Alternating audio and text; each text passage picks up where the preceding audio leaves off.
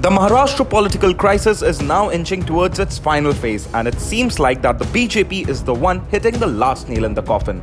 Suggesting that CM Uddhav Thackeray has lost the majority in the assembly, BJP has now sought a floor test, and it looks like that the governor has given nod for the floor test, which is likely to take place on June 30th. Bharatiya Janata Party leader Devendra Fadnavis met Governor Bhagat Singh on late June 28th and handed him a letter seeking a floor test in the assembly. This came after Fadnavis had a long meeting with Union Home Minister Amit Shah in Delhi.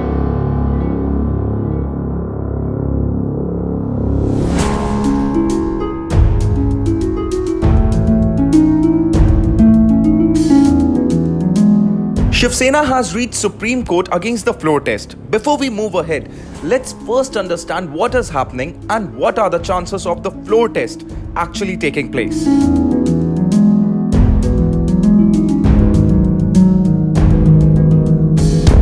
A few days back, the Thackeray camp asked the Deputy Speaker to disqualify 16 MLAs including Eknath Shinde, after which the rebel camp approached the Supreme Court calling the move illegal.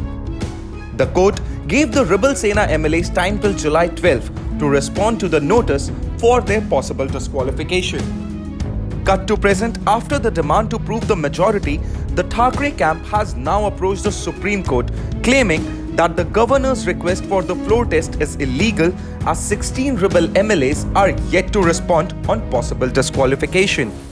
To this, the rebel camp said that the pending hearing for possible disqualification has nothing to do with proving the majority. The matter will be heard on June 29th. Now, before we move ahead, let's first have a look at the numbers and find out who is likely to come on the top if the floor test takes place on June 30th.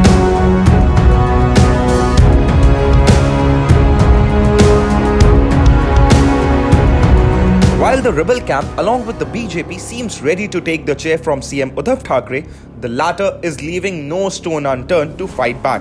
Uddhav has been fighting tooth and nail to save the MVA government. However, the numbers which don't seem to be in his favour can cost him his seat. Irked over the rebellion, Shiv Sena MP Sanjay Raut has been berating the MLAs that left the Uddhav camp and joined hands with Eknath Shinde. Now, this comes while Uddhav is requesting the rebel MLAs to come back and discuss the situation with him.